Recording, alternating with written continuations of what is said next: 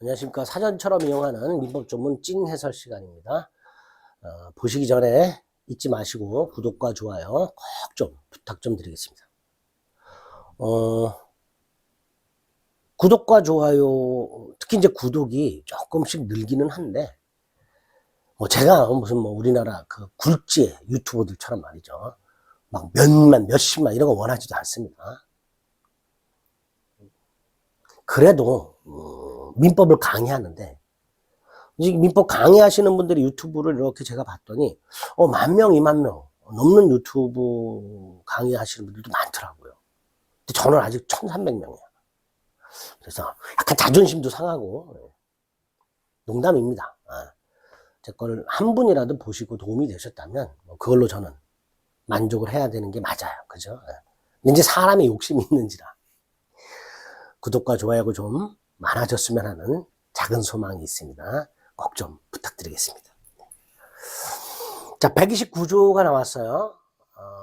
표현대리라고 되어 있죠. 표현대리는 무권대리지만 마치 유권대리처럼 본인에게 효력이 생기는 거다.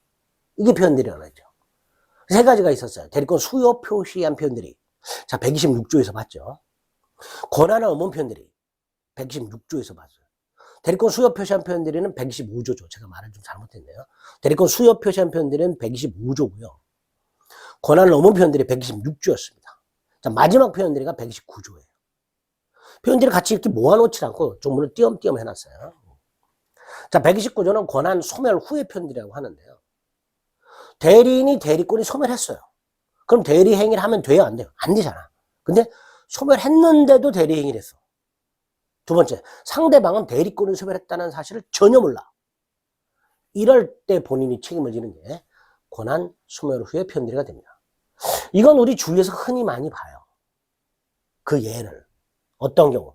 미성년자의 부모. 친권이라는 대리권이 있죠. 법정 대리권. 근데 미성년자가 성년자가 되면 부모의 친권을 소멸합니다. 즉 대리권이 소멸해요. 그런데 우리나라 부모님들 한번 보세요. 자녀가 만 19세가 됐음에도 불구하고 여전히 자녀를 애 취급하면서 자녀가 해야 될 행위를 부모가 대신하는 경우가 대단히 많죠. 예를 들어서 대학교 들어간 자녀 19세가 넘었는데 그 대학생이 된 자녀의 거주를 부모가 다니면서 임대차 계약을 대신해. 이런 경우가 다 뭐가 되는 거예요? 무권대리가 되는 거예요. 미성년자가 성년자가 되면 부모의 친권이라는 법정 대리권을 소멸하기 때문에 그 성년자가 된 자의 행위를 대리해서도 안 되고 동의권도 없는 거예요. 그런데 부모가 여전히 대리 행위를 하고 있더라. 무권대리란 말이에요. 문제는 상대방이 대리권이 소멸했다는 사실. 자, 미성년자 갑의 부모 을이 있었고 갑이 성년자가 됐으니까 을의 친권을 소멸했는데 그럼에도 을이 갑을 대리해서 병과 계약을 한다. 이때 병은 갑이 성년이 되었다는 사실. 즉 을의 친권이 소멸했다는 사실을 전혀 모르고 있더라. 선의의 제3자. 즉 병을 말합니다. 그 다음에 제3자가 알지 못한 때, 과실로 알지 못한 때, 그러하지 아니하다. 선의의 제3자에게 대항하지 못하니까 악의의 제3자에게는 대항할 수 있죠. 거기에다가 제3자가 과실이 있다면 이때도 대항할 수 있으니까 결국 제3자가 악의 또는 과실이 있을 때는 대항할 수 있죠. 그럼 합치면 제3자는 선의 무과실이어야 보호를 받게 되는 거예요. 그죠? 표현대리의 공통적인 요건이 뭐였어요? 상대방, 즉 조문에서 제3자는 선의 무과실. 126조에서는 정당한 이유 그랬죠. 129조에서는 다시 선의 무과실 이렇게 되죠. 그럴 때 성립하는 표현대리가 129조가 될 겁니다. 조문 해석해 볼게요. 대리권 소멸의 표현대리. 예를 들어서 갑이 을에게 A토지 매각 대리권을 수여했는데 을에게 A토지 매각 대리권을 수여했어요. 근데 을이 빈둥거리고 안 해요. 그래서 갑이 매각대리권, 즉 수권행위를 철회했어요. 그럼 을은 매각대리권이 소멸했죠. 근데 문제는 갑이 을에게 매각대리권을 수여할 때 교부한 서류, 위임장이라든가 이런 서류를 갑이 회수를 안 했어요. 을이 파기한다 그래서 갑은 을을 믿고 그냥 내깔려뒀어. 근데 을이 파기를 안 한 거예요. 그래서 을이 그 서류를 가지고, 갑이 회수하지 않은 서류를 가지고 매각을 해버렸단 말이죠. 그럼 병의 입장에서는 을이 서류를 완벽하게 갖추고 있으니까 을의 매각 대리권이 소멸했다는 사실을 전혀 모르겠죠. 이럴 때 성립하게 됩니다. 자, 그 대리권이 소멸한 선의 제3자에게 돼가지 못한다. 갑은 을의 A 토지 매각 대리권 소멸 사실을 모르고 을과 메이 토지 매매 계약을 한 선의 병에게, 야, 내가 수권행위를 철회해서 을의 대리권을 이미 소멸했어.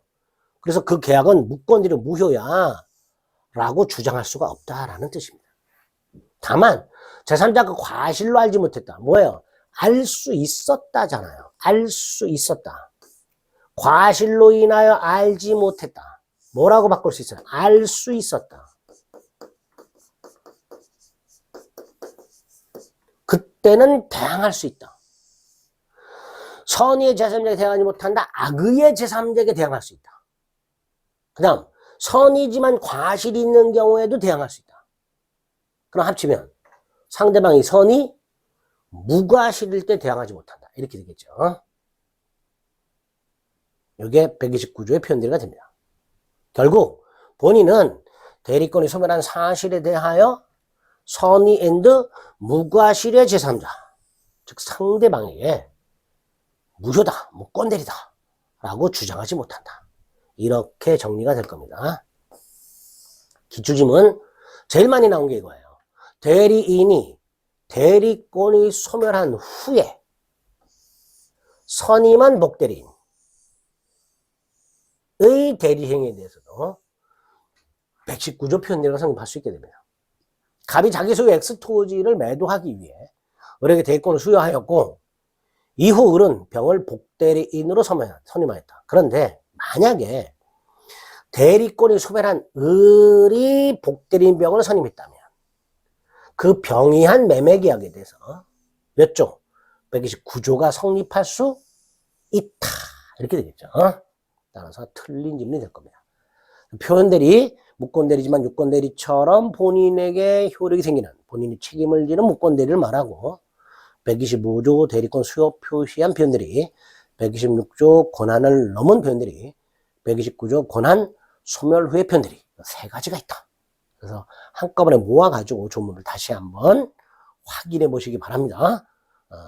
특히 126조 자주 등장하니까 조문과 기출 지문들이 어떤 식으로 출제가 됐는지를 꼭 기억해 주시기 바랍니다.